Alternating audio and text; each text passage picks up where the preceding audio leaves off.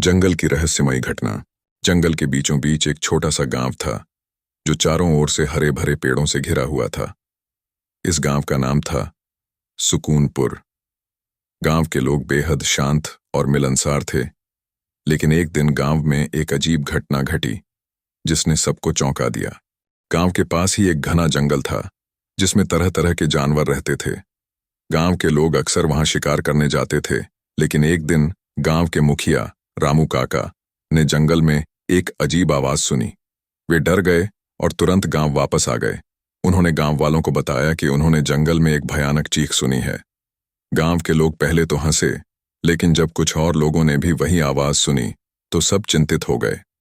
गांव में चर्चा होने लगी कि जंगल में कोई रहस्यमयी शक्ति है।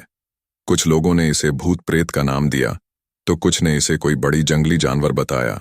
रामू काका ने गांव वासियों को समझाया कि हमें डरना नहीं चाहिए और इस रहस्य का पता लगाना चाहिए।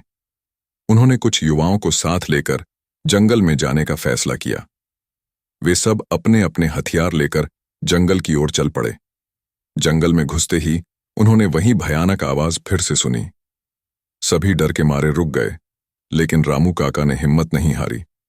वे धीरे धीरे आवाज की ओर बढ़ने लगे। जब वे आवाज के पास पहुंचे तो उन्होंने देखा कि एक बड़ा सा अजगर एक पेड़ के नीचे लिपटा हुआ है और चीख रहा है। रामू काका ने ध्यान से देखा और समझा कि अजगर के पेट में कुछ अटका हुआ है, जिसकी वजह से वह चीख रहा है। रामू काका ने गांव के युवाओं को इशारा किया और सबने मिलकर अजगर को शांत किया। उन्होंने देखा कि अजगर के पेट में एक छोटा हिरण फंसा हुआ है। उन्होंने बड़ी सावधानी से अजगर के पेट से हिरण को बाहर निकाला। अजगर ने राहत की सांस ली और जंगल में वापस चला गया। गांव के लोग इस घटना से बहुत खुश हुए और रामू काका की बहादुरी की तारीफ की। इस घटना के बाद गांव में फिर कभी ऐसी अजीब आवाज नहीं सुनी गई। गांव के लोग इस घटना से सीख गए कि किसी भी समस्या का समाधान डर से नहीं, बल्कि हिम्मत और समझदारी से किया जा सकता है।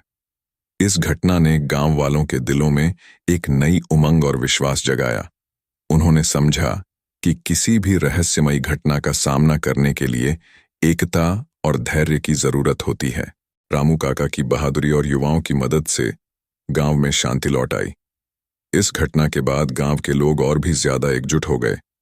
उन्होंने जंगल में जाने से पहले एक टीम बनाने का नियम बना लिया ताकि कोई भी ऐसी घटना फिर से ना हो सके। गांव के बच्चों ने भी इस घटना से बहुत कुछ सीखा।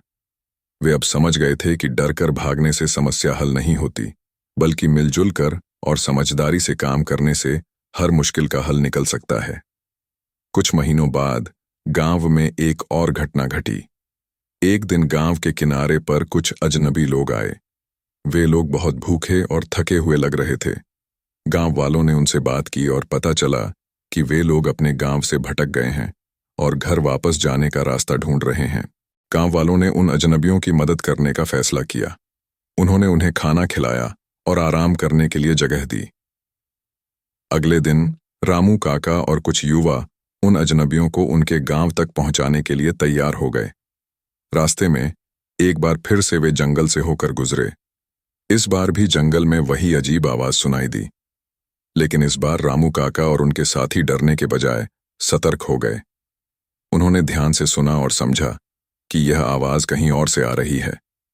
वे आवाज की दिशा में बढ़े और देखा कि एक पेड़ पर एक पक्षी का घोंसला है और उसमें फंसा हुआ एक छोटा चिड़िया चीख रहा है। रामू काका और उनके साथियों ने मिलकर उस चिड़िया को घोंसले से बाहर निकाला और उसे आजाद किया।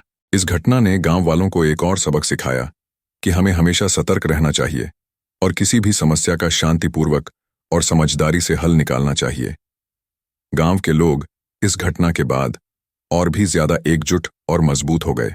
उन्होंने एक दूसरे की मदद करने और हर समस्या का हल मिलकर निकालने का संकल्प लिया। सुकूनपुर गांव एक मिसाल बन गया कि कैसे एकता, धैर्य और हिम्मत से किसी भी मुश्किल का सामना किया जा सकता है।